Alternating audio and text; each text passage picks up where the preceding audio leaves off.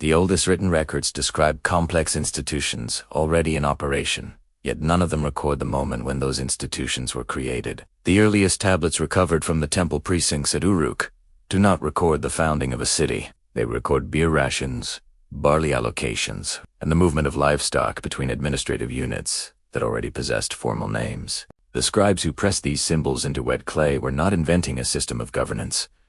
They were operating one. The tablets themselves suggest nothing about how the system came to exist. They document its continuation, as though continuation required no explanation. Scholars examining the Uruk IV corpus, dated to approximately 3200 BC, observe that the texts presuppose institutional infrastructure. The tablets reference temples, officials, standardized measures, and occupational titles without defining them. The language used is abbreviated, technical, and assumes the reader already understands the context. What appears in the archive is not the emergence of administration, but its routine. The clay holds no memory of a time before the system existed. This absence creates a peculiar problem. Writing is often described as a tool invented to manage complexity, yet the oldest written records reflect complexity already managed. The tablets do not depict a society learning to count or experimenting with hierarchy. They depict a society applying rules that seem already established. The grain distributions are proportional. The personnel lists are categorized. The inventories follow formats that imply prior agreement on what to measure and how. At Uruk, the same site where these tablets were found, archaeologists uncovered monumental architecture, including the White Temple and the Limestone Temple. These structures were not modest prototypes. They were large, elevated, and aligned with deliberate precision. The construction required coordinated labor, resource pooling, and logistical oversight. Yet the written record does not describe how such coordination was achieved before writing existed. The tablets appear only after the temples were already built, as if writing arrived to document a world already organized. The contradiction deepens when later Sumerian texts are examined. Kings did not describe themselves as inventors. They described themselves as restorers.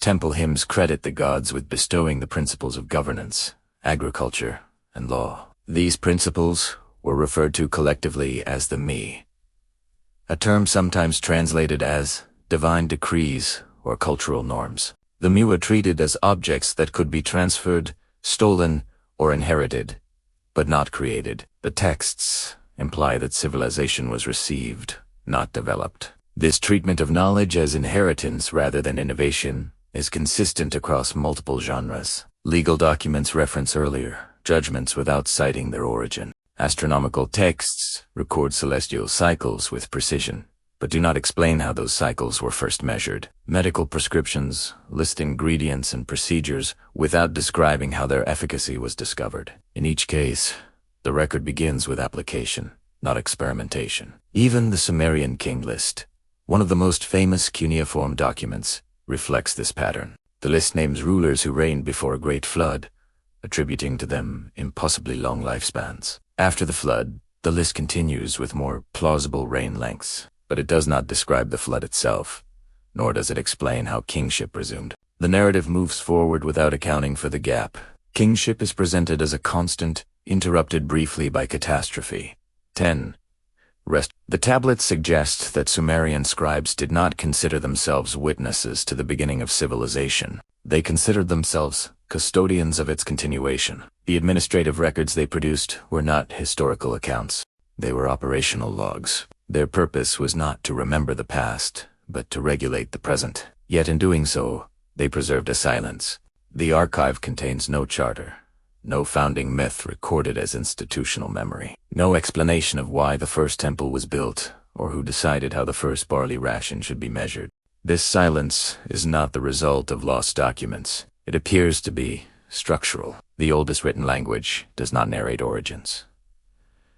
It assumes them. The tablets describe a world already in motion, already hierarchical, already literate in the grammar of administration. What they do not describe is the transition from a world without such grammar to one governed by it. If the purpose of the archive was continuity, then the question the archive never answers is where that continuity began. Excavation reports from Eridu describe a temple that does not appear once in the ground, but again and again, rebuilt on the same spot in a vertical stack of sanctuaries. Beneath the last visible floor, archaeologists traced earlier levels, each preserving the same sacred orientation, the same general footprint, the same insistence that divinity occupied precisely this patch of raised earth. The stratigraphy suggests a sequence of demolitions and reconstructions, extending back into the Ubadi period. Yet none of the surviving Sumerian texts from later eras explained why the temple had to be rebuilt so many times, or what was thought to be at risk if it were not. The physical evidence shows persistence. The written record remains quiet about the decision to persist. The sequence at Eridu is usually described in technical terms: levels, phases, architectural horizons. Underneath those neutral labels is a pattern that is difficult to ignore. As one temple reached the end of its use, it was not abandoned and replaced elsewhere. It was carefully leveled, and a new temple was erected directly on top, repeating the plan with modifications that were incremental rather than experimental. This suggests a community for whom continuity of place mattered more than novelty of form. The rebuilding did not mark a fresh start. It was treated as a renewal of a commitment that was assumed to exist already. In later Sumerian religious texts, cities are described as having been assigned their destinies by the gods, and individual sanctuaries are said to house the Dingia, the divine presence associated with a particular locale. Eridu is remembered in such traditions as the city of Enki, a deity linked with subterranean waters and wisdom. Yet the surviving inscriptions that mention Enki do not recount a historical moment when his temple was first founded.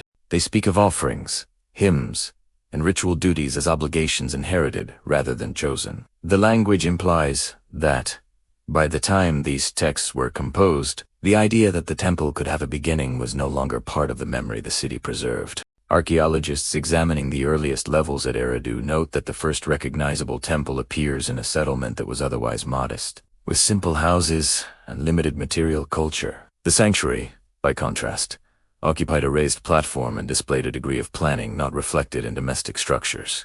This contrast suggests that organized cult activity, focused on a specific architectural form, emerged as a central concern earlier than general urban elaboration. Yet the later Sumerian tablets do not look back to this disproportion. They record festivals, priestly roles, and temple incomes, as if such institutions had always been the organizing core of urban life. The successive reconstructions point to an ongoing negotiation between preservation and adjustment. Measurements were refined, walls thickened, access routes altered. Each phase honored the footprint of the previous structure while subtly editing it. The pattern resembles a series of careful corrections made by scribes recopying a standard text.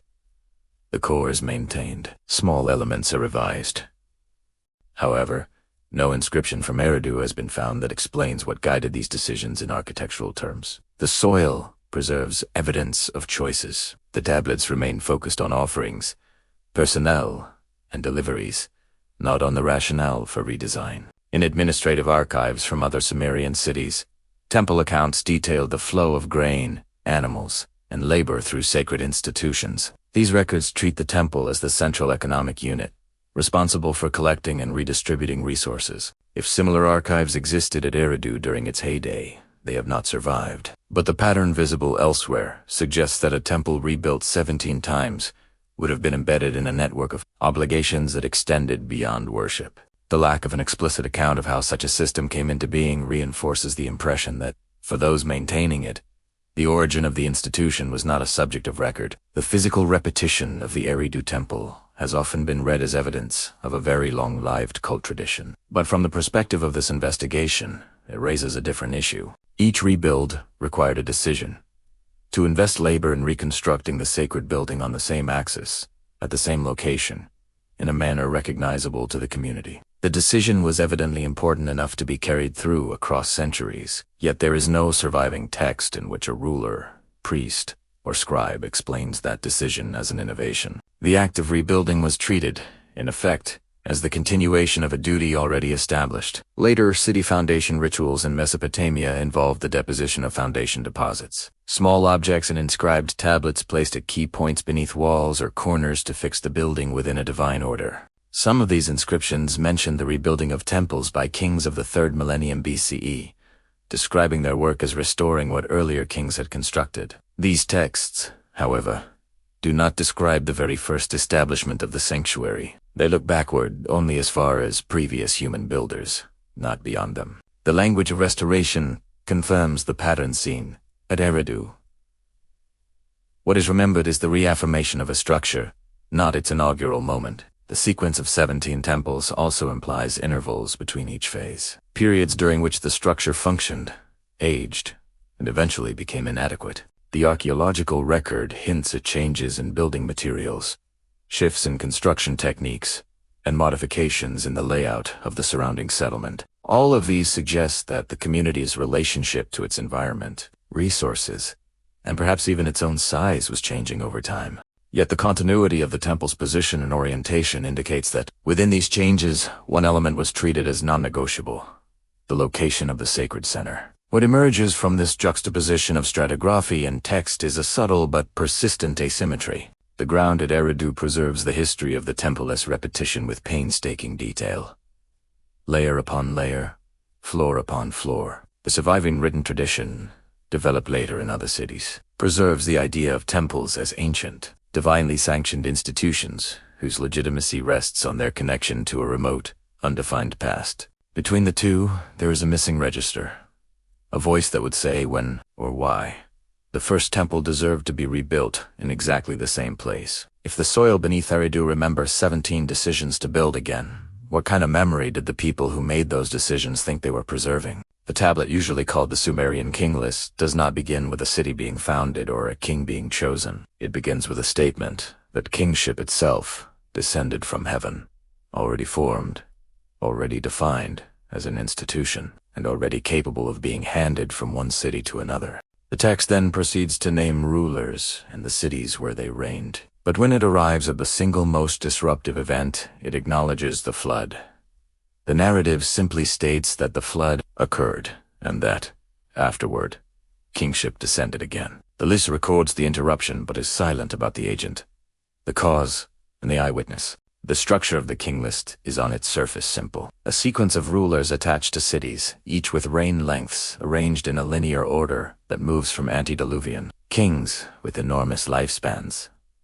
The later dynasties whose reigns appear more plausible. Yet within this linear frame, the flood operates as a hinge that separates two fundamentally different regimes of time. Before the flood, a handful of kings reigned for spans measured in tens of thousands of years. Afterward, the numbers contract, and the list gradually approaches the scale of human memory and bureaucratic record. The text acknowledges this shift, but offers no author for it. The flood appears as an impersonal turning point, not a narrated event. The absence becomes more striking when the language that introduces the flood is considered. The king list does not say who decreed the flood, who survived it, or what the rationale for it might have been. It simply reports that the flood swept over and that, in the aftermath, kingship was once more bestowed, now beginning with a particular post-flood city. This is not the language of a chronicle that aims to explain. It is the language of a document concerned with continuity. Kingship exists before the interruption, is briefly removed from the earth, and then returns. The author records the continuity of the institution, not the nature of the catastrophe that interrupted it. Elsewhere in Mesopotamian literature, more elaborate flood narratives appear. They feature named figures, dialogues with deities, detailed descriptions of the construction of a boat, and post-flood rituals. These texts are clearly interested in the experience of the flood as an event. The king list, by contrast, seems to know that there was a flood but withholds the experiential dimension. It does not link itself explicitly to these other accounts. It does not name the survivor. It does not even say that kingship was given to the same line that endured the waters. It merely resumes its core task, enumerating rulers and reigns. This suggests that the king list was composed within a mindset where the purpose of writing history was not to present a comprehensive narrative of causes but to legitimate existing political arrangements by embedding them in a long sequence. The flood is useful to this purpose because it provides a break that separates the current order from the remote, exaggerated past.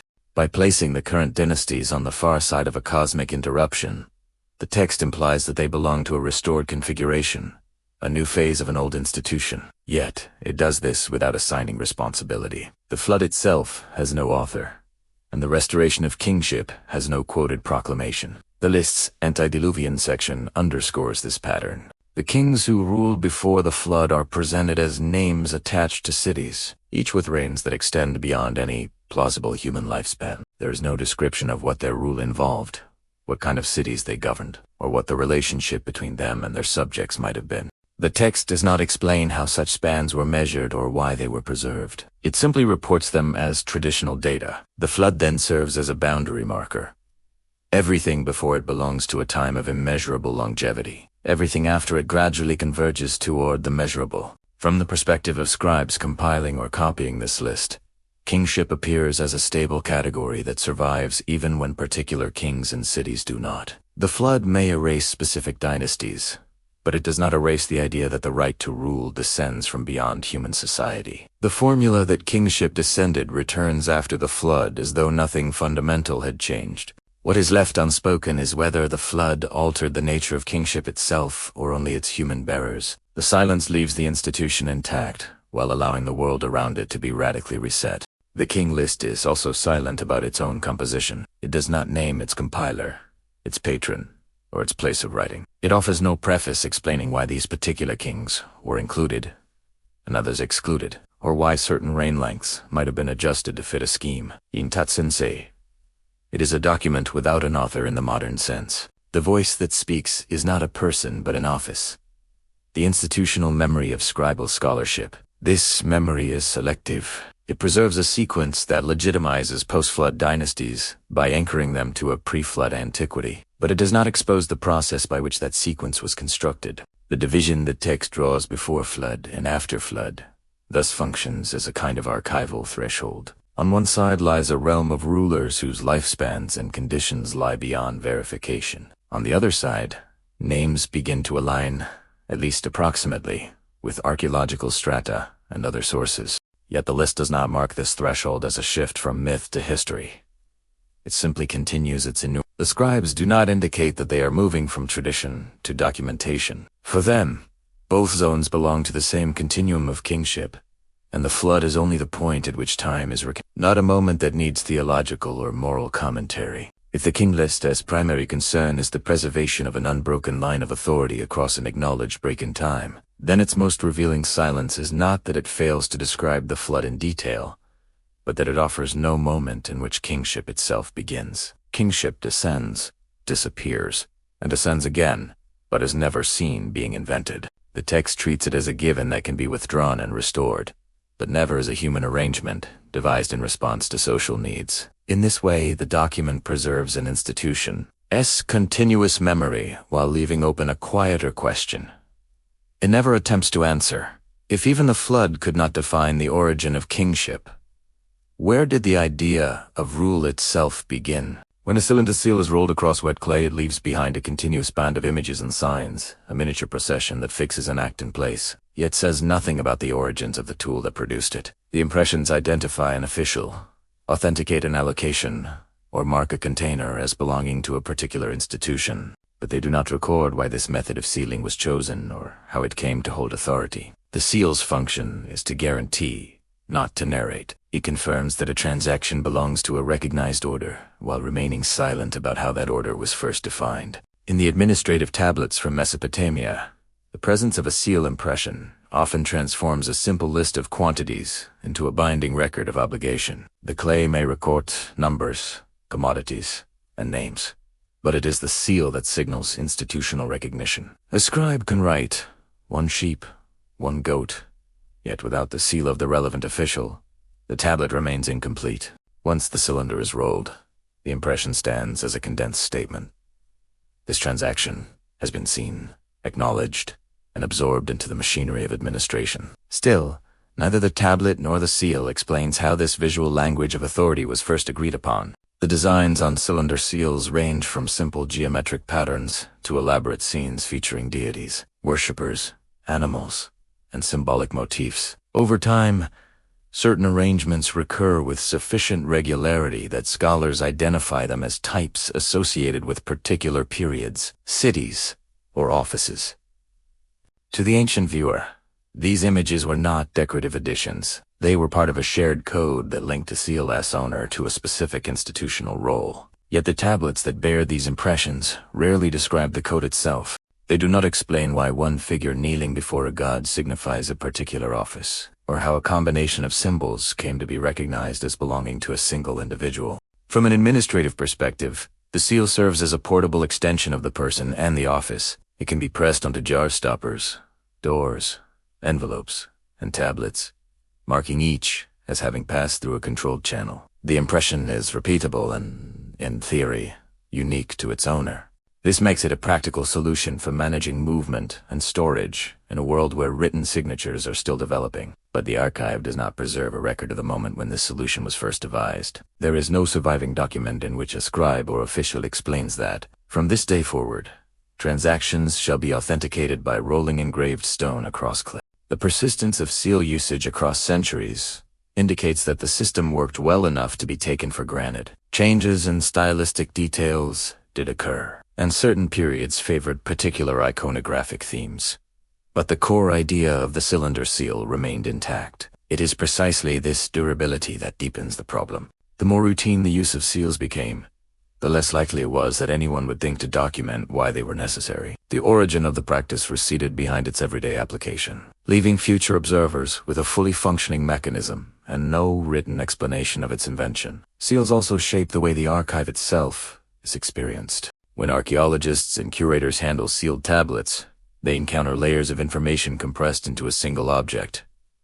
Text on the surface, impressions on the edges, sometimes an enclosed tablet protected by an outer clay envelope. The seal impression often appears on both envelope and tablet, linking the inner message with the outer authentication. This layered construction suggests a sophisticated understanding of security, verification, and access control. Yet the documents enclosed within these envelopes do not pause to describe the logic of this system. They assume a user already trained in how to read and trust the seal. For the individuals who owned these seals, possession was both a privilege and a responsibility. Losing a seal could mean losing one's capacity to authorize transactions.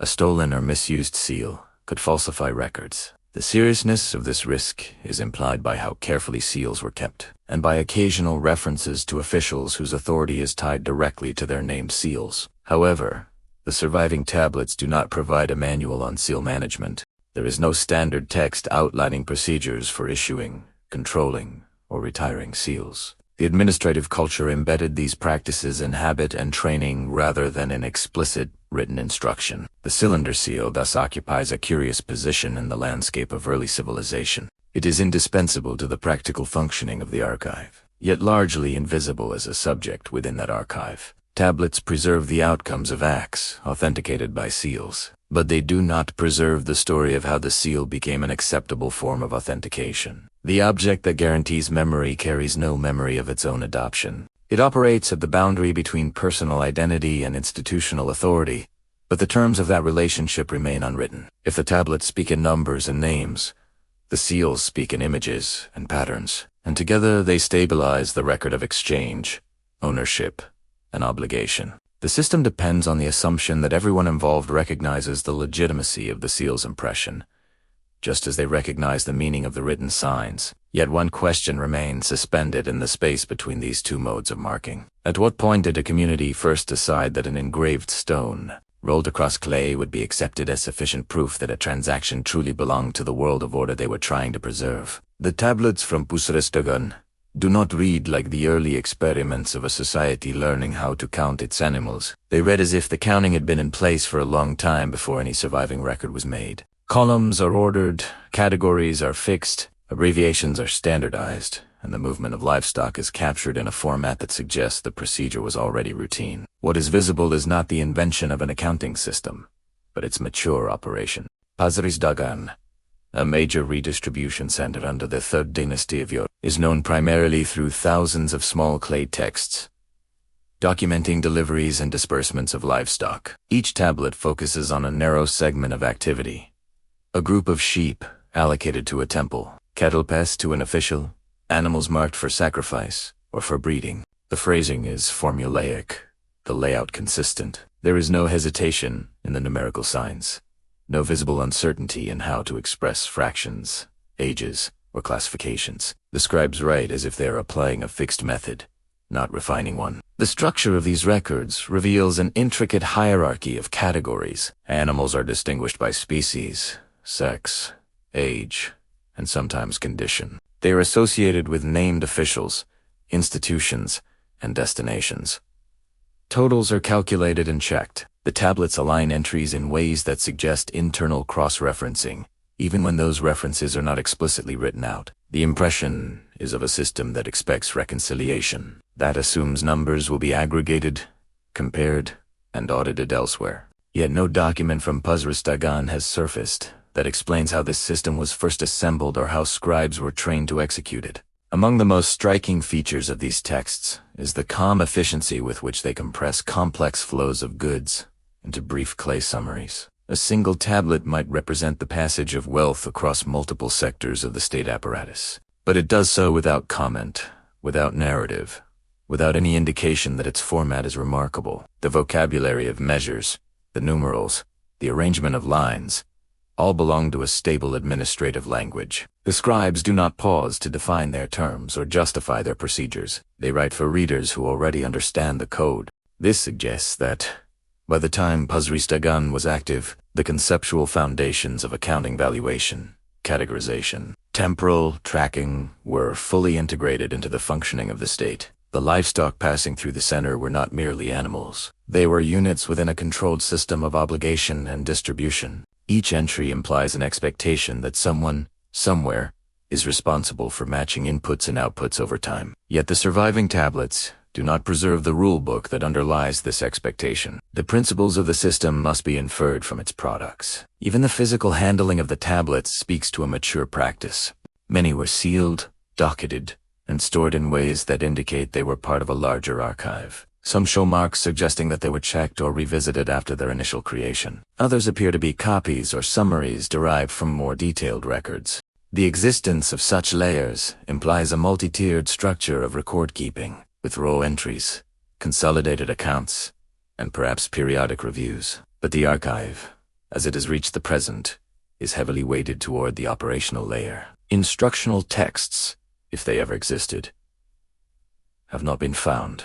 The scribal habits, visible in the Pasris Dagon corpus, are consistent with a broader Mesopotamian tendency to treat administrative knowledge as something transmitted through apprenticeship rather than explicit theoretical exposition. A student would learn how to write livestock accounts by copying established models, absorbing the logic through repetition. Once trained, the scribe would apply that logic without commenting on its origin. The result is a body of records that documents what was done, but not how the procedures were first formalized or debated. In these tablets, civilization appears not as a set of ideas being invented, but as a set of procedures being maintained.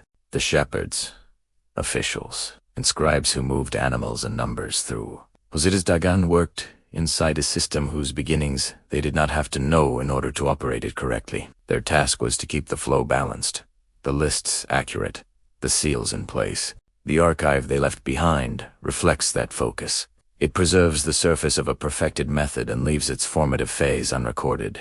If the clay from Pasris Dagon remembers every sheep entering and leaving the state's care, it still withholds a quieter piece of information. When did someone first decide that the life of each animal had to be translated into a number on a tablet for the system to be complete? The Sumerian texts that have survived do not remember a time before their own language. They write of lands, cities, and peoples in terms that assume Sumerian already exists as a medium able to name them. When the scribes refer to their own tongue, they use a word that can be rendered as language of Sumer or the native speech, as though the capacity to speak and write in this idiom required no explanation beyond its presence. The language appears in the record as something that already knows what it is called. Modern analysis treats Sumerian as a language isolate, without clearly demonstrable relatives among known language families. Its grammar, vocabulary, and structure do not fit comfortably into the Semitic group that includes Akkadian, nor into any of the later languages that came to dominate Mesopotamia.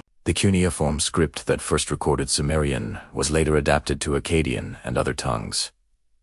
But the original match between sin and speech seems to have been forged for Sumerian itself. The tablets that carry this early writing, however, do not comment on that pairing. They simply use it, leaving no internal discussion of why certain sounds were fixed with certain signs. The bilingual and lexical tablets from later periods make the isolation of Sumerian more visible rather than less. These are lists in which Sumerian words are paired with Akkadian equivalents, or grouped by semantic fields such as professions, animals, or objects. They show that scribes understood Sumerian as a language that could be mapped systematically onto another tongue, item by item, concept by concept. Yet even in these carefully arranged lists, there is no hint of an origin story. The columns do not explain how Sumerian came to be distinct, or why it needed to be preserved when spoken use was declining. As Akkadian became the dominant spoken language in much of Mesopotamia, Sumerian persisted in a different role. As a liturgical, scholarly, and traditional medium, scribes copied Sumerian hymns, myths, legal formulas, and proverbs long after ordinary conversation had shifted to Akkadian. In their colophons, they sometimes identify themselves as scribes of Sumerian or specify that a text is in Sumerian, distinguishing it from other linguistic layers in the archive. This implies an awareness of Sumerian as an object of study, a thing that could be learned, maintained, and perhaps even revived within the scribal schools. Yet the tablets do not preserve a reflection on how this language came to stand apart in the first place. The internal structure of Sumerian adds to the sense of self-contained complexity. Its agglutinative morphology, where words are built from chains of distinct elements, its system of noun cases, and its intricate verbal patterns create a grammar that appears fully formed in the earliest surviving texts. The administrative tablets, lexical lisps, and literary compositions from the 3rd millennium BC do not show a progression from simpler to more complex forms that would trace an evolutionary trail within writing. Instead, they present a language already capable of expressing fine distinctions of agency, location, and aspect. The scribes use these tools with apparent confidence, but they leave no record of the stages by which they mastered them. Even the way Sumerian names its own world reflects this autonomy. City names, divine names, and technical terms often carry internal patterns that make sense within Sumerian etymology, suggesting that speakers felt a coherence between their vocabulary and their environment. Later, Akkadian borrowings of Sumerian words preserve fragments of this system, but they do so as imports, pieces of an earlier framework carried into a new linguistic context. The tablets that capture these borrowings do not comment on the process. They treat the presence of Sumerian elements inside Akkadian as part of the normal flow of scholarly language. The absence of visible linguistic relatives in the written record does not prove that Sumerian stood alone in its origins, only that the surviving tablets do not point to a family. The scribes never say,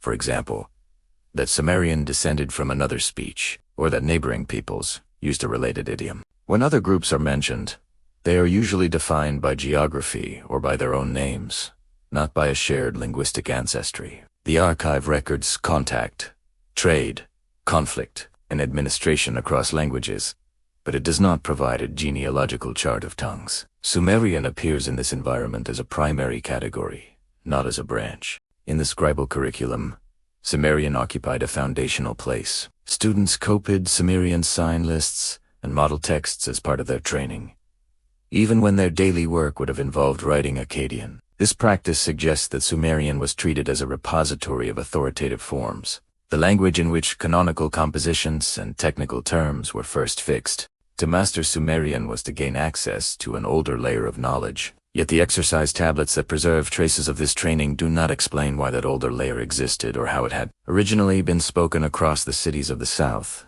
The result is that, from within the tablets themselves, Sumerian looks less like a language emerging into history and more like a medium that the earliest texts already assume. Names, titles, and formulas flow across the clay without any accompanying reflection on how the system of sounds and signs was created.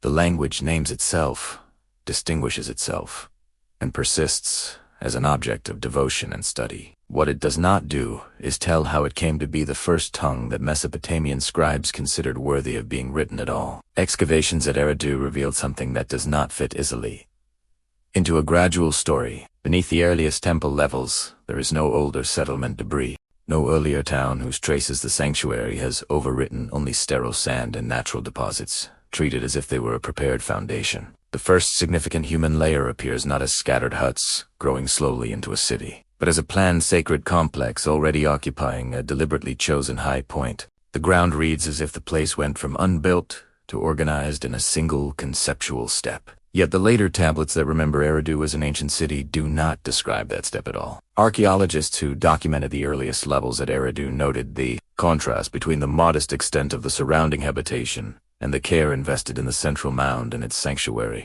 Domestic structures cluster at the edges, simple and relatively irregular, while the temple stands on a raised platform, with a defined axis and repeated orientation through successive rebuilding phases.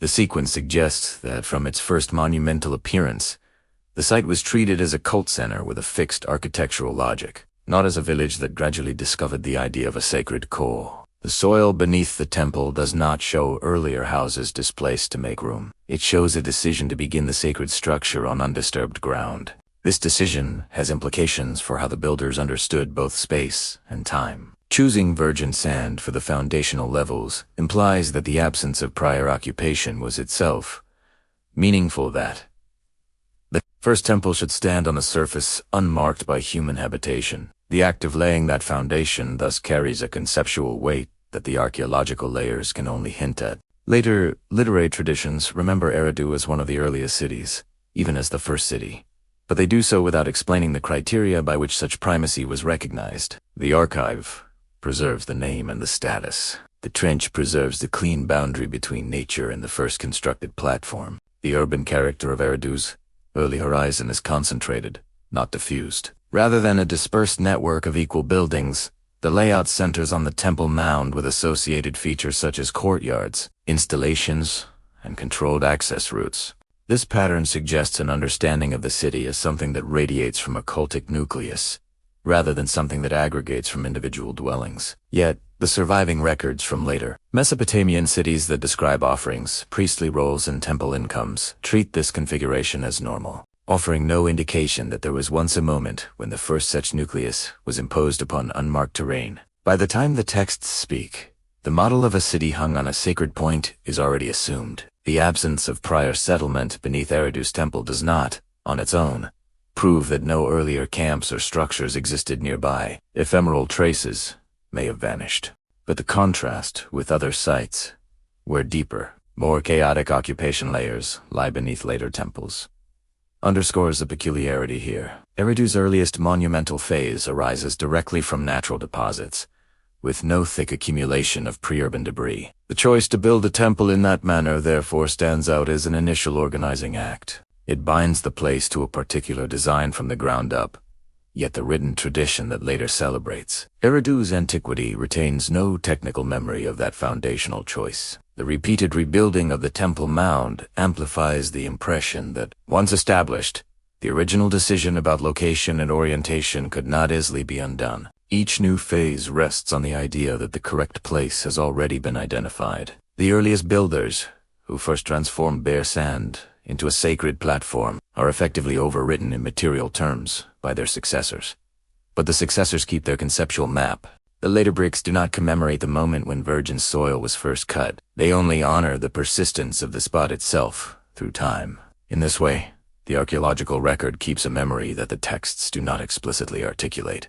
When Eridu appears in Sumerian literary compositions, it is often as a city whose origins are placed so far back that they are associated with the earliest gods and with remote, almost inaccessible time. The language of these compositions treats Eridio's antiquity as a given, something beyond ordinary recollection. The hymns and lists that mention it do not say that it was built on untouched ground, or that it represented an unprecedented act of planning. They present its existence as part of an inherited landscape, a city whose sacred status was already defined. The physical reality uncovered by excavation, the clean division between natural substrate and first platform, remains unvoiced in the written memory. The juxtaposition of untouched sand and fully articulated sacred architecture raises a question about how the earliest planners at Eridu conceived of beginning. For them, the first city surface was not a scattered field of dwellings, but a carefully marked elevation devoted to a god, around which habitation could cluster. The archaeological sequence suggests that, at this site, urban design did not emerge from the gradual thickening of ordinary life, but from a concentrated decision to anchor the place in cultic order from the start. The tablets that later catalog cities and sanctuaries list Eridu among the ancient centers, without explaining this pattern, If the sand beneath Eridu's first temple remembers the moment when untouched ground was turned into a planned sacred center, then the silence of the texts about that moment leaves a quiet gap. In a civilization whose records describe so many rituals of renewal, why is there no surviving account that describes how a city was first laid out when there was nothing yet to renew? Certain Sumerian texts describe the foundations of civilization not as human inventions, but as a set of fixed, transferable qualities called me. Items that can be held, gifted, or seized, yet never created within the human sphere. These me include kingship, truth, crafts, music, and the tasks of temples and cities, all treated as if they existed before any specific society enacted them. In narratives and hymnic fragments, they appear already complete, already categorized, and already belonging to the gods, who distribute them according to their own decisions. The tablets that list or allude to them do not ask how these civilizational elements came into being. They only record who is said to possess them at any given moment. In the tradition centered on the god Enki, the me are portrayed as stored in his city, associated with his wisdom and the subterranean waters that underlie the ordered world. The language used for them is concrete. They can be taken up, brought, bestowed, or removed. Each me has a name, a scope, and a recognizable manifestation in human activity. Yet none is described as the result of gradual development. The storied framework suggests that, when a city receives a me, it is not inventing a new function. It is gaining the right and capacity to participate in a pattern that already exists beyond it. Civilizational forms appear as inheritances moved between centers, not as social experiments. What stands out is the way these texts present an implicit catalog, whether the list is given in long sequences or scattered references. The me are enumerated as if they constituted a complete set, capable of being recited in order. Kingship, priesthood, crafts, warfare, music, judgment, and various institutions are mentioned side by side, each treated as a discrete entity with its own identity. The act of recitation itself resembles an inventory, a verbal archive of what makes a city function. Yet the tablets do not introduce the list with an explanation of how it was compiled or why these particular elements were selected. The list is simply there, presupposed. This cataloging of the me subtly shifts how the beginning of civilization is framed. Instead of imagining a sequence in which people gradually discover agriculture, law, and writing, the texts present a universe in which these capacities exist in concentrated form in the divine realm. When a god decides to transfer a me to a city or temple, that place acquires an already formed aspect of order. The narrative tension arises not from invention, but from distribution and control. Stories about the movement of the me concern who is permitted to hold them, not who first thought of the underlying ideas. The tablets that preserve these traditions tend to focus on episodes of acquisition or disruption. A god may choose to grant me to a favored city, enhancing its status and complexity. In another strand, me can be removed or misappropriated, leading to disorder or imbalance. Yet even in these moments of crisis, there is no suggestion that the me themselves are being altered or redefined. They remain stable categories, untouched by the events that surround them. The notion that any human action could add a new civilizational element or fundamentally change an existing one does not appear within the logic of the texts. From the perspective of scribal culture, the existence of the me provides a framework for understanding why certain institutions feel permanent. Temples, royal offices, crafts, and legal procedures persist across generations, while individual cities rise and fall.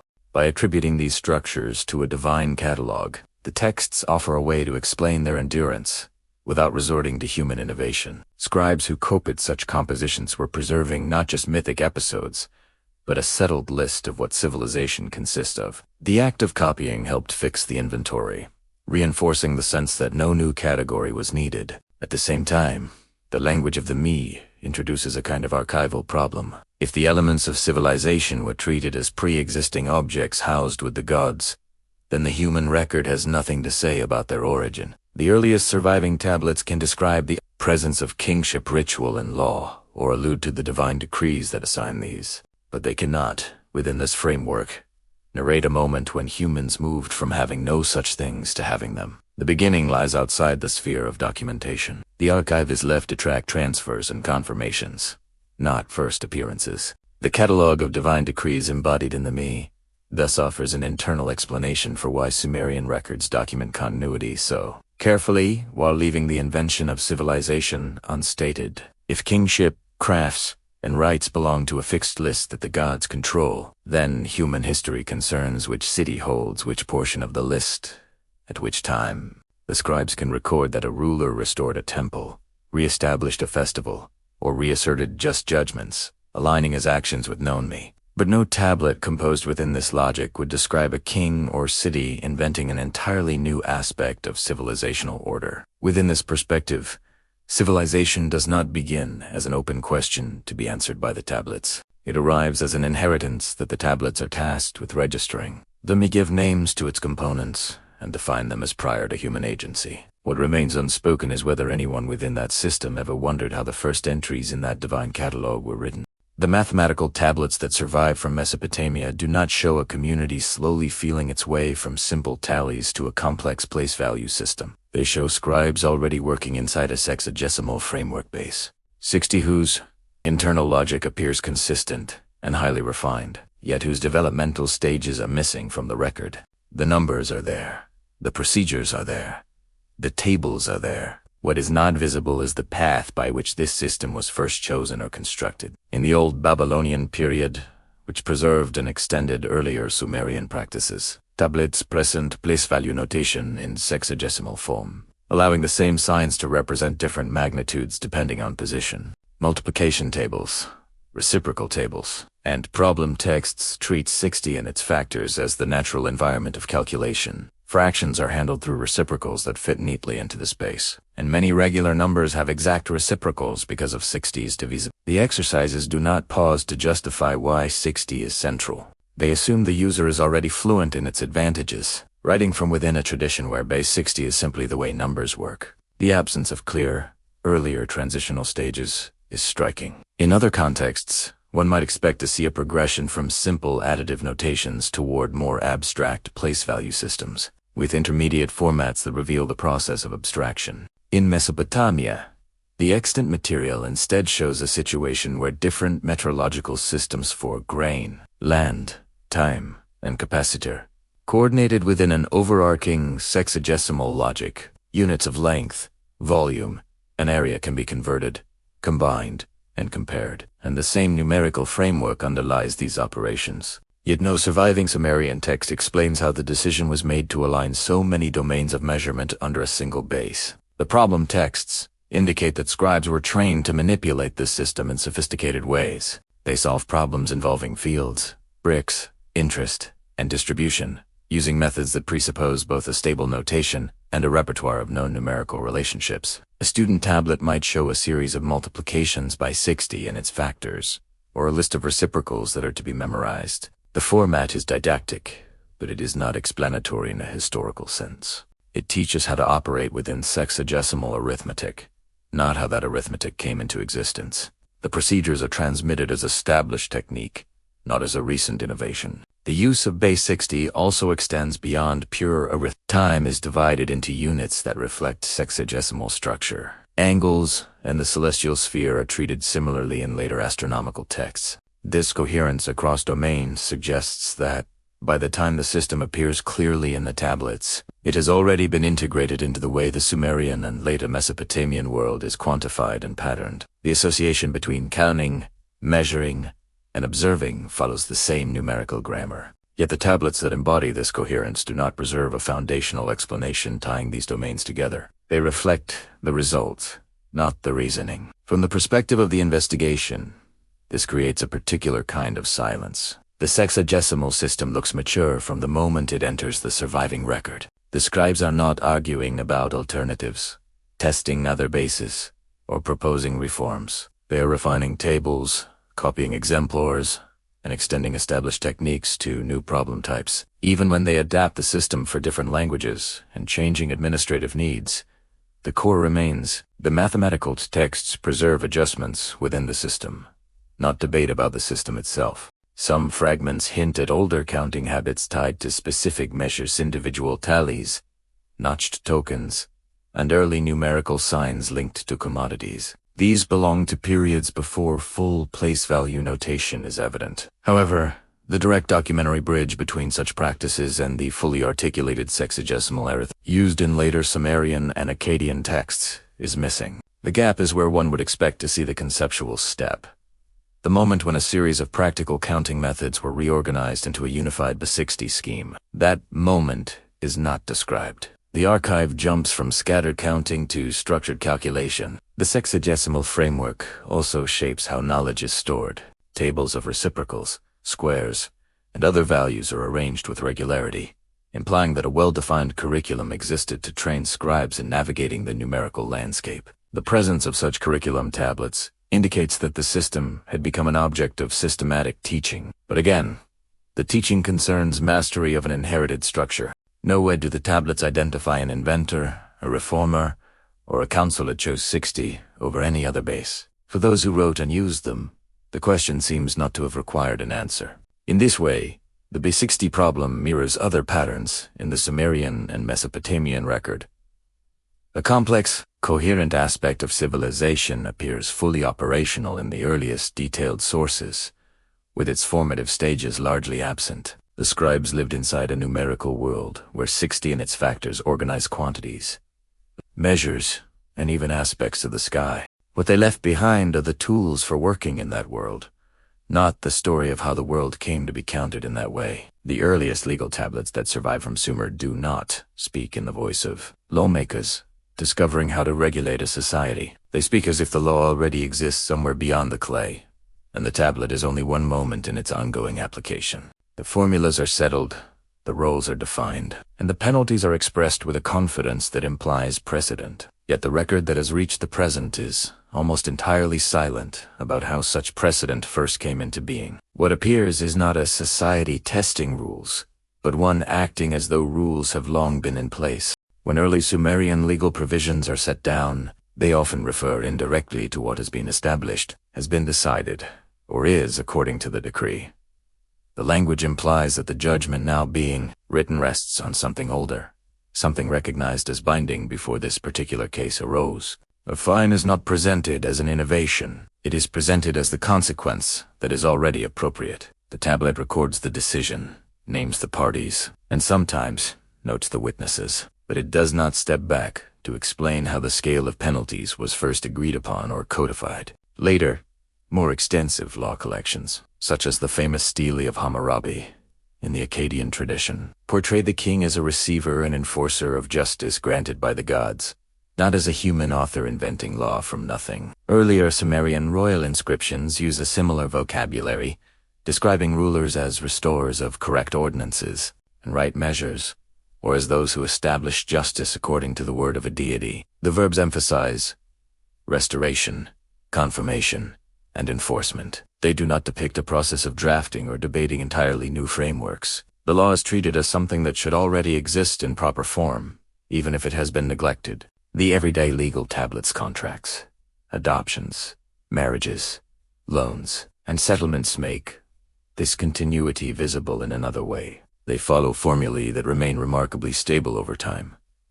Set openings identifying the parties, standard clauses allocating risk and responsibility, and closing sections naming witnesses or invoking a curse upon whoever violates the agreement. These features vary in detail between cities and periods, but within each environment, they behave as conventions that scribes and participants already know. The clay captures the use of the template, not the moment when the template was first crafted. Some legal clauses explicitly mention according to earlier tablets, or in accordance with the decision already written, indicating that a written record of prior rulings existed somewhere in the archive. The reference acknowledges reliance on precedent, but it does not quote or summarize the earlier texts. The current tablet functions as one tile in a mosaic of decisions whose outlines can only be inferred.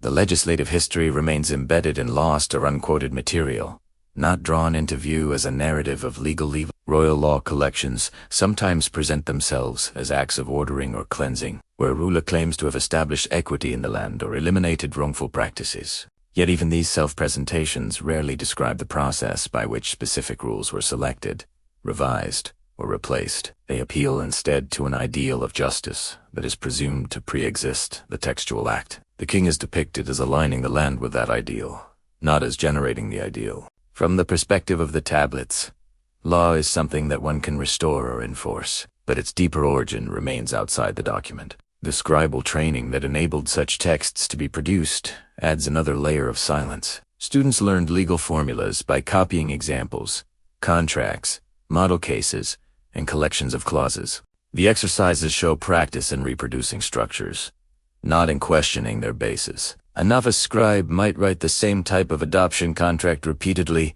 altering only the names and property marks.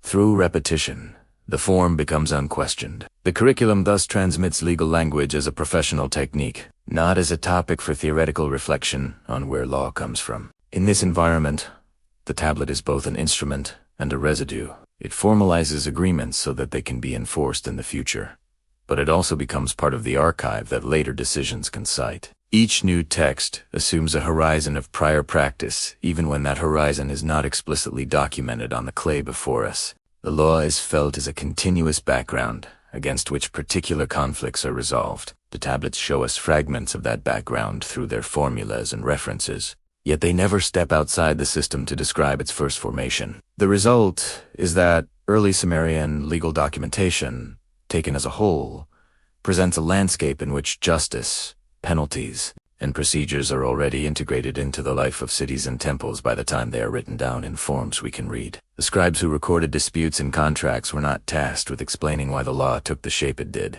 They were tasked with ensuring that specific acts conformed to what was assumed to be already valid. The clay preserves the functioning of a legal order that treats itself as inherited, leaving open a quiet question that none of these tablets set out to answer. When did that order first become something more than unwritten expectation? And why did no one feel the need to record that moment? The tablets that preserve astronomical material from Nippur do not read like the tentative notes of observers learning how to follow the sky. They read as if the sky has already been organized into a system, with named stars, fixed reference points, and predictable paths, and as if the task of the scribe is to record and check, not to discover. Celestial events are dated, positions are implied, and cycles are tracked. But there is no surviving explanation of how the instruments behind these measurements were first aligned or tested. The record assumes that the tools are correct. Within this material, the heavens appear as an ordered field divided into recognizable zones. Certain stars and constellations serve as markers for seasonal change, for the rising and setting of deities, and for the timing of rituals. Lists of star names, sometimes grouped in series, treat the sky as a catalog that can be These lists are structured, often following a fixed sequence that suggests a long tradition of use. Yet the texts do not describe the original act of correlating points in the sky with points on the ground, of deciding which star would stand for which boundary or date. The practical function of such observations is clear enough. By knowing when particular stars or planets appear at the horizon just before dawn, or when they reach certain positions relative to the ecliptic, officials could anchor calendars, schedule offerings, and anticipate phenomena thought to carry omens. The tablets that survive record the outcome of this work, dates, phenomena, and sometimes interpretive notes. They do not, however, record the procedures by which the observing instruments, whether simple sighting devices, marked strings, or architectural alignments, were first calibrated. The knowledge of how to look is embedded in practice, not described in writing. Architectural orientations within temple complexes and city layouts hint that the built environment itself functioned as a kind of instrument. Alignments to cardinal directions or to particular rising points on the horizon would have provided consistent frames of reference for observation. Standing at the same corner, looking along the same axis, a priest or scribe could track changes in celestial appearance over many years. Yet the tablets that mention Nippur sanctuaries in their rituals do not say that these structures were designed as observatories, nor do they explain how their axes were determined. The calibration is built into the stone and brick, not spelled out in the text. By the time detailed astronomical records become more common in Mesopotamia, scribes are already manipulating complex cycles, synodic periods of planets, repeating patterns of eclipses, and numerical schemes that tie celestial motion to the sexagesimal arithmetic used elsewhere. They record series of observations that presuppose a stable system of timekeeping and angular reckoning. The use of units that divide circles in time in consistent ways suggests that precise measurements were possible. Yet even where the numbers are explicit, the 0 point of the instrument's initial setting from which all later readings were taken remains unmentioned. The scribes themselves appear in the tablets as functionaries fulfilling a role rather than as individual investigators. Some texts name them, or at least name the offices responsible for recording celestial phenomena, but they are not portrayed as originators of techniques. Their task is to maintain continuity, to ensure that the observations made this year can be compared with those from previous years, and that interpretations drawn from the sky can be anchored in precedent. The idea that someone might change the way the sky is measured is foreign to the tone of these records. Stability and method is assumed. This stability extends to the way astronomical data integrates with other parts of the archive. Celestial observations are tied to regnal years, festivals, and omens. A particular eclipse might be linked with a specific king's reign or a notable event, creating a cross-reference between the sky and the political record. The precision of such links implies confidence in the underlying observational framework. Yet the tablets that make these connections do not reveal the process by which the first were made, the tests that might have confirmed that a certain horizon mark, or gnomon shadow, truly corresponded to a particular calendrical point. From the perspective of this investigation, the silence surrounding calibration is more than a technical omission. It reflects a conception of knowledge in which the procedures for aligning human instruments with cosmic order are treated as inherited practice rather than as subjects for explicit theorizing. The tools, both physical and conceptual, are present in the functioning system, but absent from its own documentation. The scribes inscribe results, not methods. They preserve the cycle, not the moment when someone first matched a line in the sky to a line on the ground. In T-Sensei, the astronomical material from Nippur mirrors the broader patterns seen in other domains of Sumerian and Mesopotamian civilization. An intricate, disciplined practice appears in the tablets, already fully embedded in institutional life.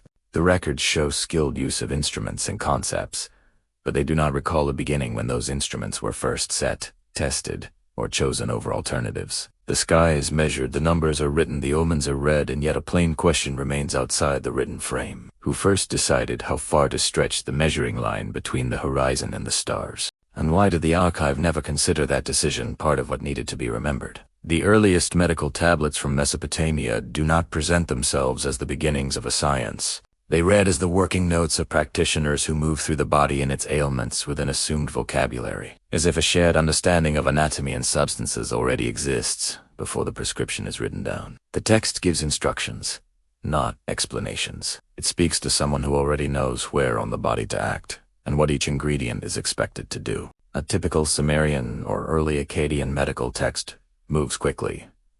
A brief description of the condition, an identification of the affected area, and then a sequence of materials to be prepared and applied. The body is referred to through established terms for organs, channels, and surfaces, without anatomical diagrams or basic definitions. There is no introductory tablet that teaches what a liver, heart, or vein is, or how one might distinguish pains in one region from another. The writer presumes that the reader recognizes these zones and can translate the words into precise locations on a patient. The pharmacological side is treated in the same way. Plants, minerals, and animal products are named, measured, and combined according to set procedures. Quantities are given in standardized units.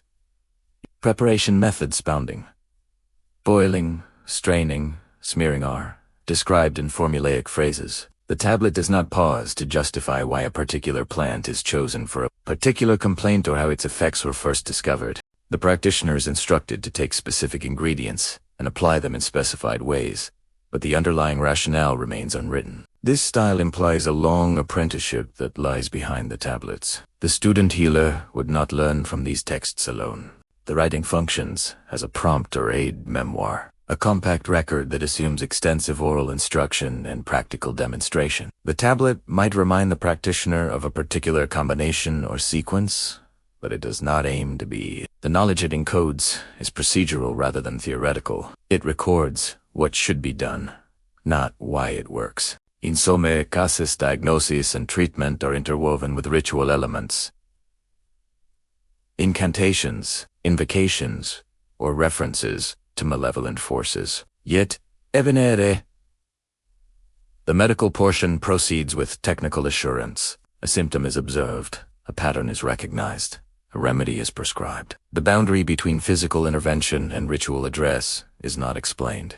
It is simply enacted, as if the healer and the patient already understand that both dimensions belong to the same practice. The tablets preserve the wording of the ritual and the recipe of the remedy, but not the reasoning that connects them. Over time, the corpus of medical texts becomes more extensive and specialized, but the underlying posture remains similar. Collections treat certain ailments as established categories, list variants, and adjust treatments with a sense of refinement rather than experimentation. Where a remedy is said to be tested or proven, the statement does not come with a description of trials or method. It appears as a brief assurance folded into the formula, signaling that the remedy belongs to accepted practice without revealing how that acceptance was reached. The effect, from the standpoint of this investigation, is that early Mesopotamian medicine appears in the tablets already as a system. The language of the prescriptions assumes familiarity with the body, with substances, and with expected outcomes. The archive shows adjustments, combinations, and applications, but not the formative period when someone first decided that a certain plant affects a certain kind of pain, or that a certain preparation should be applied to a specific part of the body. Those decisions are presupposed. The tablets thus contribute to the broader pattern seen elsewhere in Sumerian and later Mesopotamian records. In law, administration, mathematics, and cult, the written evidence captures a phase in which techniques are already mature and integrated into daily life. In medicine, the same holds true. The prescriptions are artifacts of a practice that treats its own foundations as given. What remains unspoken on the clay is the moment when a healer first looked at a symptom, chose a substance, and made a connection strong, enough that later generations would feel no need to write down how that connection began. In several southern Mesopotamian sites, excavation reports describe a conspicuous band of water-laid sit, interrupting otherwise continuous occupational layers. A physical horizon that invites comparison with a flood remembered in cuneiform texts, yet it refuses to align neatly with a single unified story. This deposit often appears as a relatively clean, silty or clear-rich layer, sometimes with few artifacts, sitting between architectural phases that can be dated to different periods of early urban life. The ground records an event.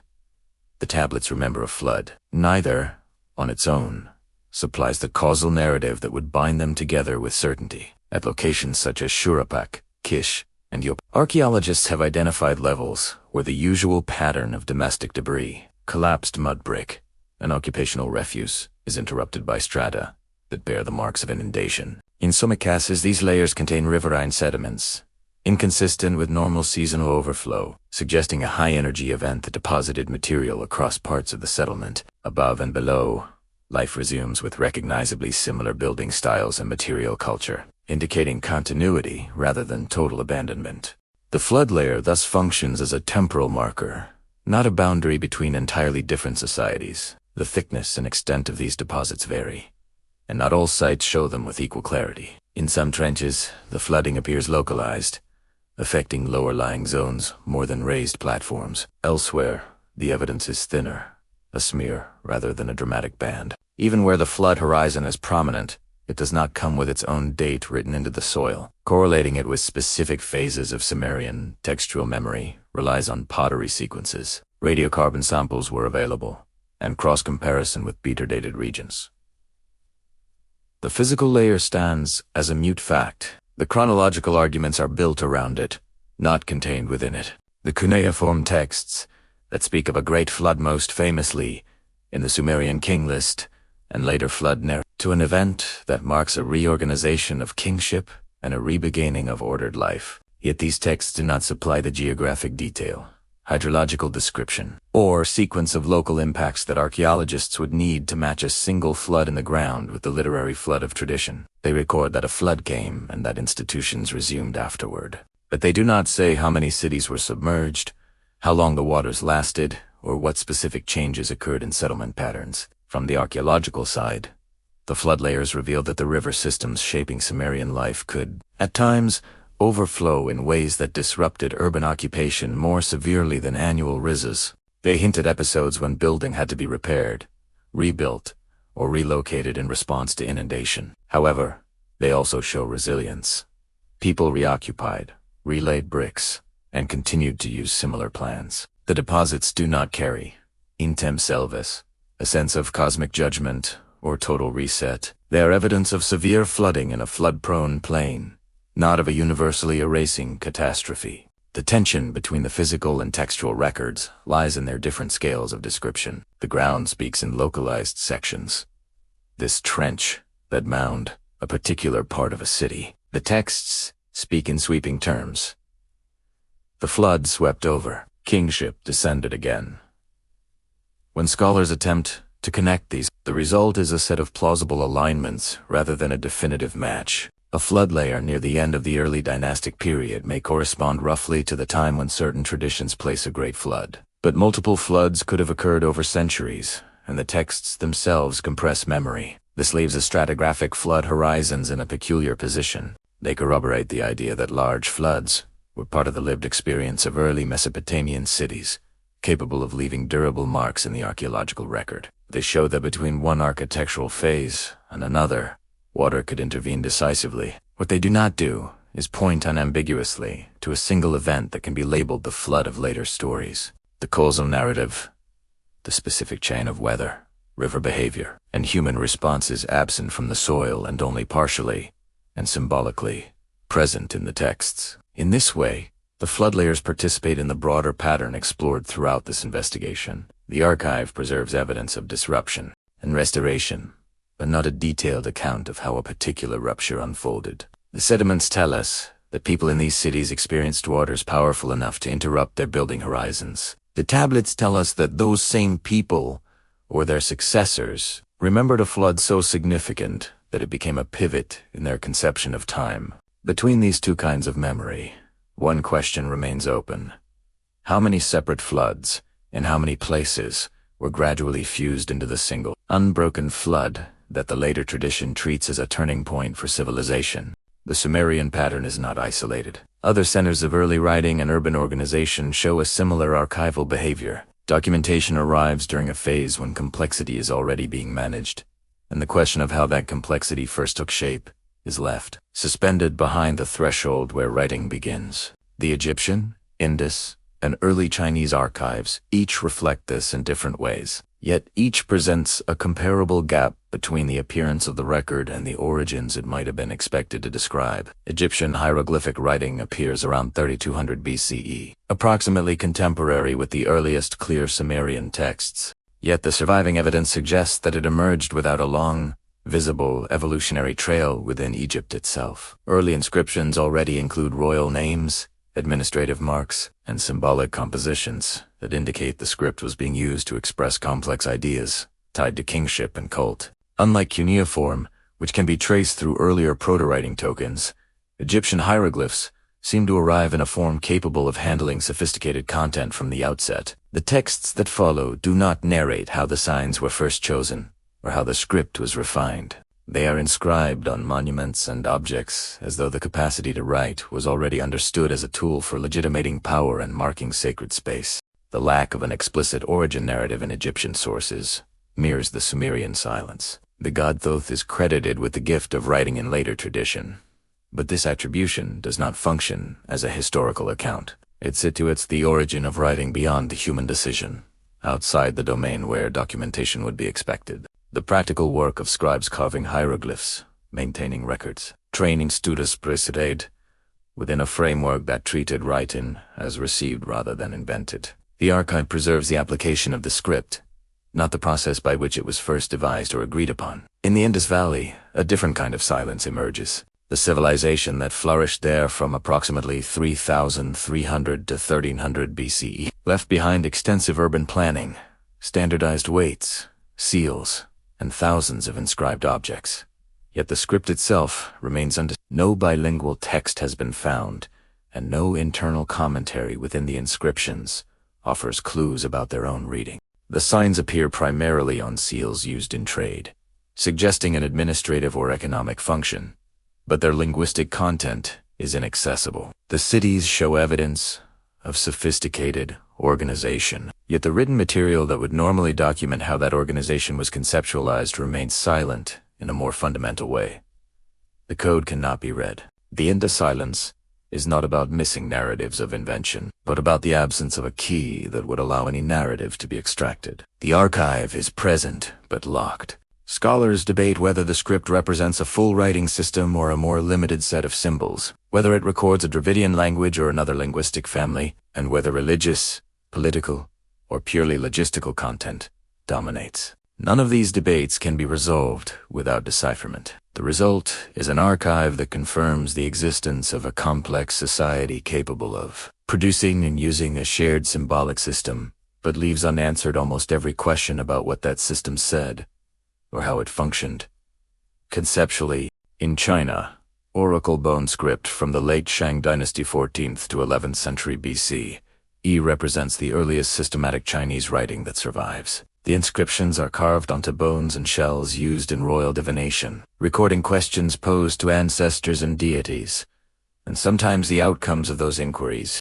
The script is already complex, with thousands of distinct characters, and the divinatory context suggests it was embedded in ritual and political authority from the beginning. Evidence of brush-written signs on pottery and references within the bones, themselves 2 books made of bamboo strips, indicate that writing was practiced in other media as well, though those materials have not survived. The oracle bone corpus thus represents a mature phase of writing rather than an experimental one. The questions posed, the terminology used, and the structure of the inscriptions all point to established practice. Yet the bones do not describe how the script developed or how it was first adapted to carving on hard surfaces. The archive is focused on the moment of divination, the act of asking and recording, not on the history of the system that made such recording possible. Later Chinese traditions attribute writing to legendary culture heroes, but these accounts are mythic frames rather than documentary narratives, paralleling the way Sumerian and Egyptian sources displace origins into divine or remote human pasts,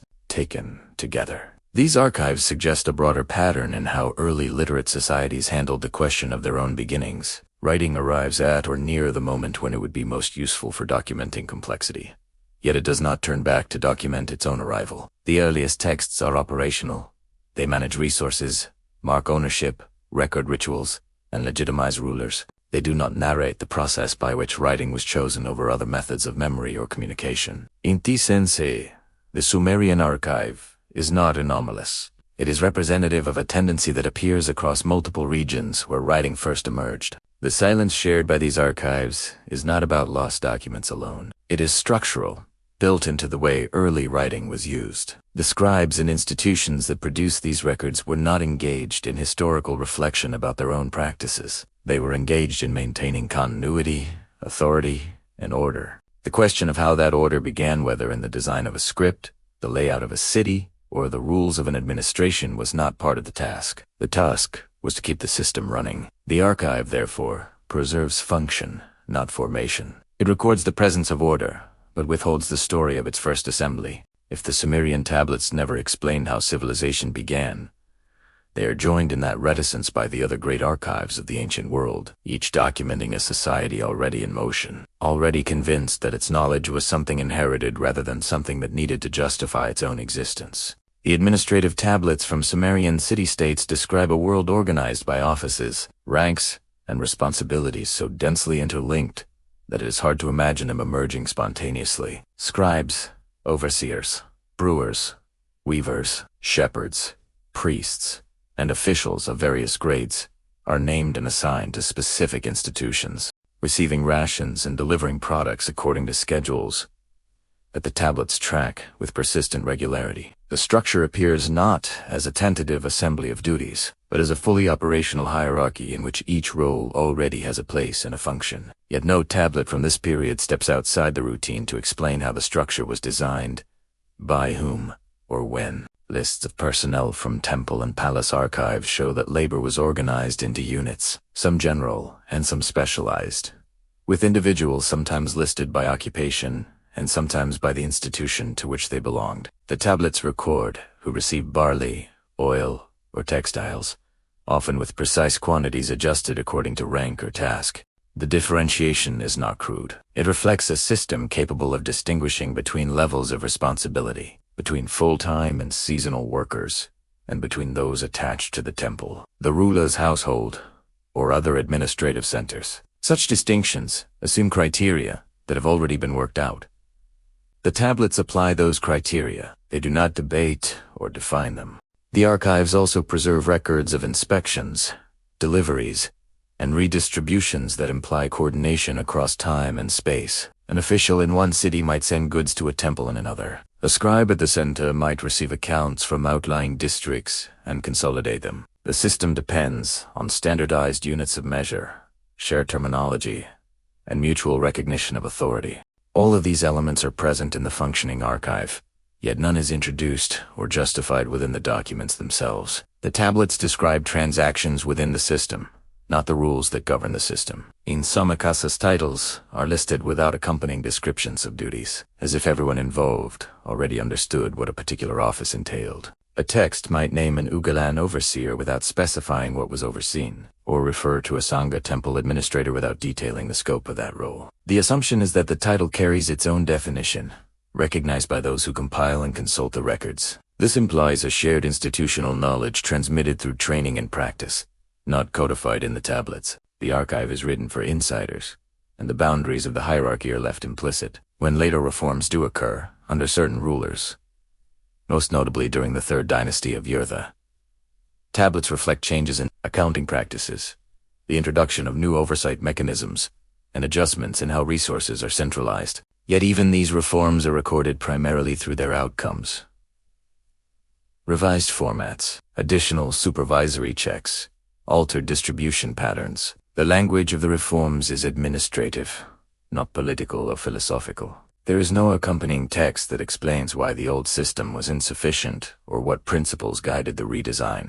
The tablets show that adjustments were made, but they do not narrate the process of decision-making behind them. This pattern suggests that, for those who managed the bureaucracy, the legitimacy and coherence of the system were not topics requiring documentary justification. The hierarchy existed, it functioned, and it was adjusted when needed. The tablets were tools for ensuring that the system continued to function correctly, not instruments for reflecting on its origins or rationales. In this sense, the administrative archive is relentlessly pragmatic. It records numbers, names, and dates, because those are the elements necessary to maintain continuity and accountability. It does not record the conceptual architecture that holds those elements together.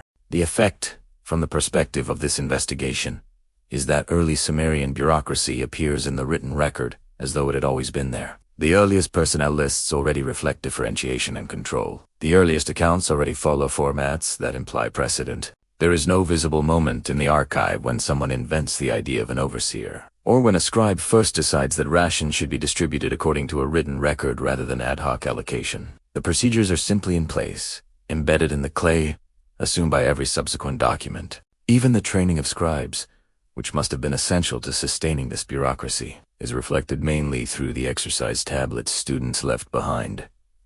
Copies of standard texts, repetitions of sign lists, practice accounts. These exercises teach competence within the system, but they do not teach the history of the system. A student learns to write a personnel list by copying a model personnel list, absorbing the structure through repetition. The result is a new generation of scribes capable of maintaining the archive, but not necessarily aware of how the archive first came to take its particular form.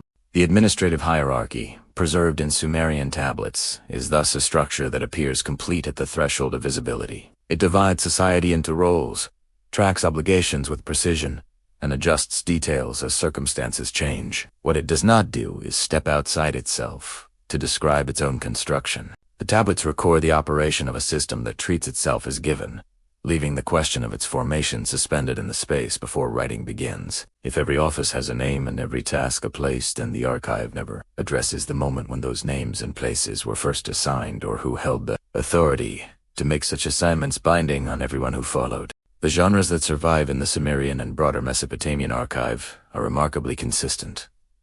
Administrative logs, legal contracts, hymns to gods and temples, king lists, building inscriptions, medical prescriptions, mathematical problem sets, and lexical lists. Each genre reflects an established purpose, a settled structure, and a tacit understanding between writer and reader.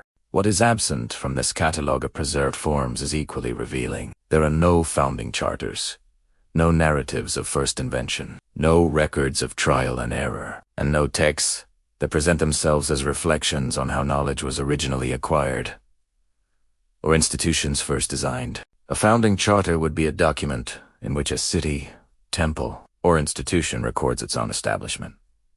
Who made the decision? Under what authority? With what resources? And according to what plan? Such texts are known from later periods in other cultures, where rulers or councils set down the terms of a new settlement, or the revision of an old one. But in the earliest Sumerian material, no equivalent appears.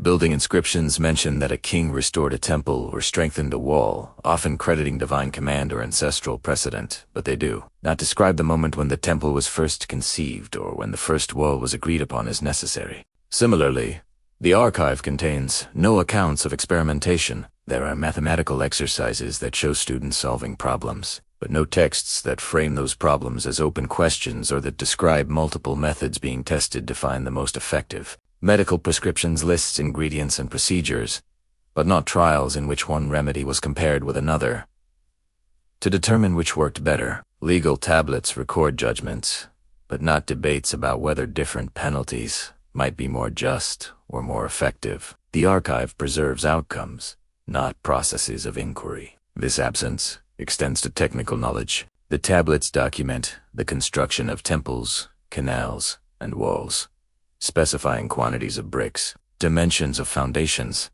and allocations of labor. Yet there are no surviving treatises on construction techniques. No manuals that explain how to calculate load-bearing requirements or how to align a structure with celestial or cardinal points.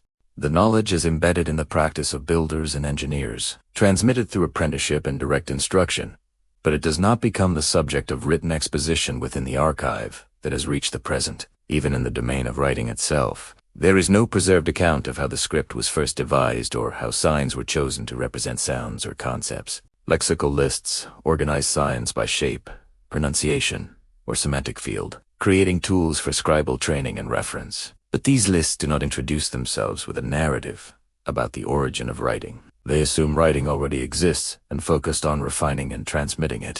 The earliest tablets use the script without commenting on it. The later lexical tradition organizes the script without historicizing it. The absence of these genres shapes how the archive as a whole can be read. Without founding narratives, the beginnings of cities and institutions remain implicit, inferred from continuity rather than described directly.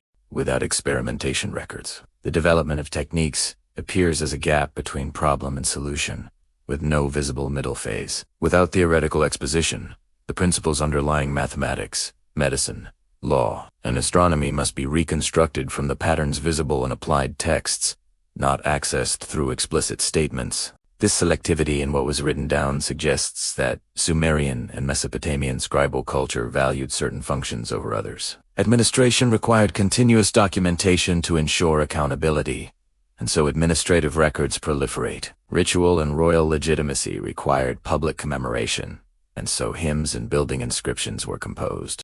Education required models and lists, and so lexical and literary texts were copied across generations. But reflection on origins, debate about methods, and narratives of innovation were either not considered worth committing to clay or were reserved for oral contexts that left no durable trace. The result is an archive that preserves the mature operation of civilization without preserving the story of its assembly.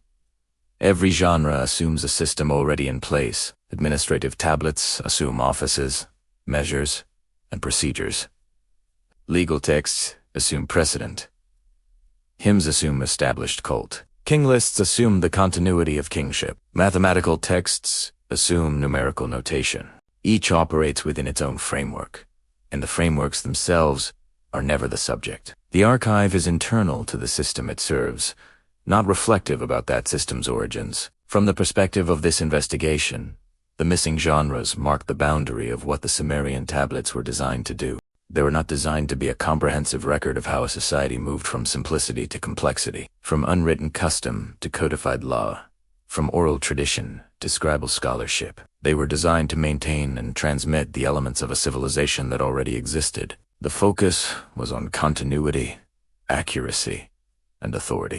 The question of how those elements first came together was not part of the archival task. If the tablets document everything necessary for a functioning society except the moment when that society began to function, then the silence they preserve is not accidental. It is the silence of a culture that treated its own foundations as inheritance rather than invention, as something received from the past or from the divine rather than constructed in historical time. The archive remembers what to do, but not when or why anyone first decided it should be done.